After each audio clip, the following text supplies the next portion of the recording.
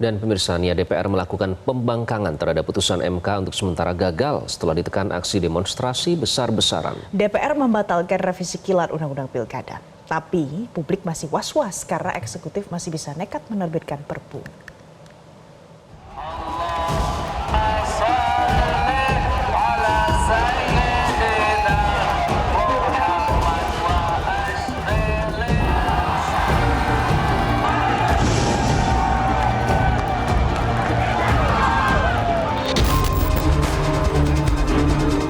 Aksi turun jalan sejumlah elemen mengawal keputusan MK atas aturan pilkada terus terjadi di sejumlah daerah.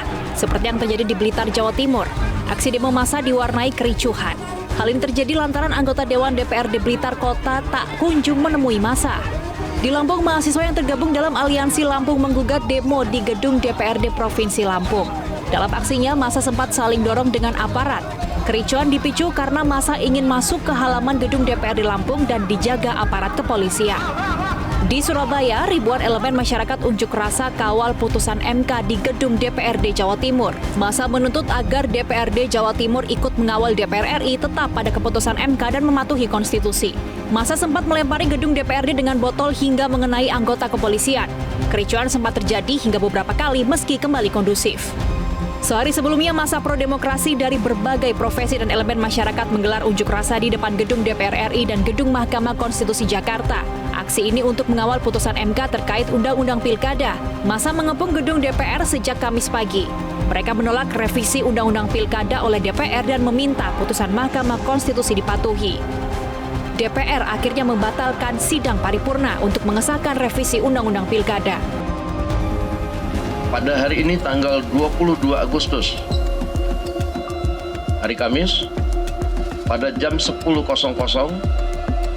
setelah kemudian mengalami penundaan selama 30 menit, maka tadi sudah diketok bahwa revisi Undang-Undang Pilkada tidak dapat dilaksanakan. Sementara itu, pemerintah akan mengikuti aturan terakhir yang berlaku jika DPR RI tidak mengesahkan revisi Undang-Undang Pilkada hingga 27 Agustus. Hal itu disampaikan Kepala Presidential Communication Office Hasan Nasbi. Hasan Nasbi mengatakan aturan yang berlaku yang terakhir adalah putusan Mahkamah Konstitusi. Oleh karena itu, pemerintah akan mentaati putusan MK. Jika sampai tanggal 27 Agustus ini tidak ada pengesahan Undang-Undang Pilkada, artinya DPR akan mengikuti aturan yang terakhir. Begitu pernyataan dari DPR tadi. Wakil Ketua DPR tadi menyatakan itu akan mengikuti aturan terakhir, yaitu putusan MK.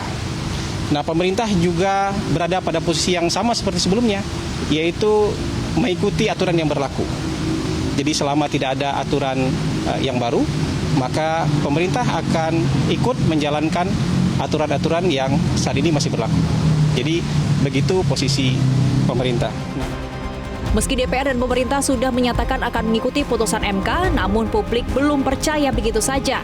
Publik menilai bukan tidak mungkin Presiden secara tiba-tiba menerbitkan peraturan pemerintah pengganti undang-undang atau Perpu untuk menganulir putusan MK.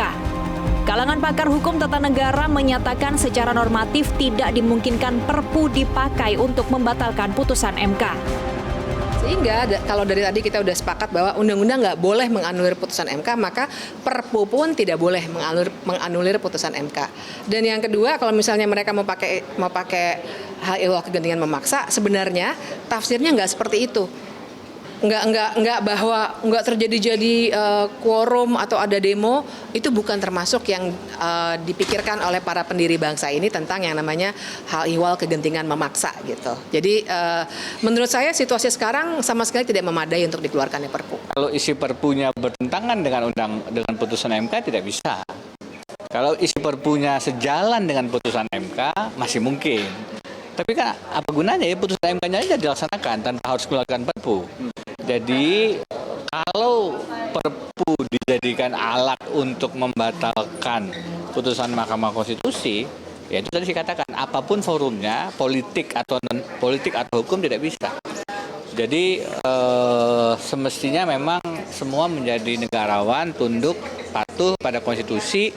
Kalau tidak ya tadi ada constitutional crisis. Kita tidak punya aturan main bernegara, itu berbahaya sekali.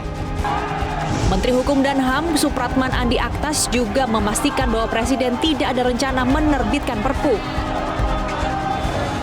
Ada ketakutan manuver dari pemerintah ini mengeluarkan Perpu nih Pak? Iya Pak, seperti apa tanggapannya Pak? Ya.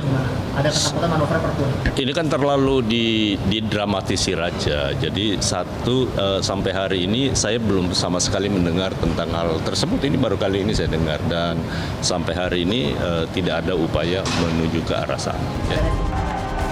Tapi segala sesuatu masih bisa terjadi. Banyaknya aksi yang terus berlangsung sampai hari ini membuktikan bahwa publik tidak percaya begitu saja dengan apa yang disampaikan DPR, KPU, dan pemerintah.